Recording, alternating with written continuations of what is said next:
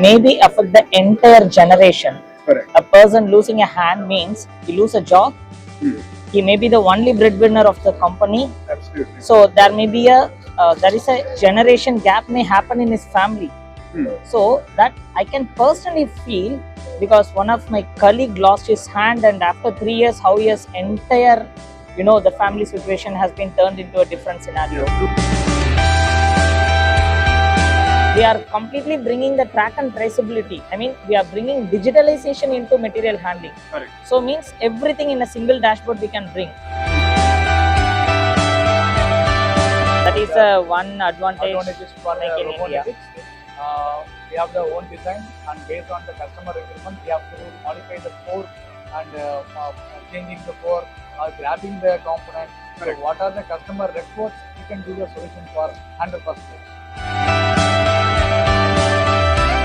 And you have to be very patient. Yeah, absolutely. Very patient. Innovations need a patience. Correct.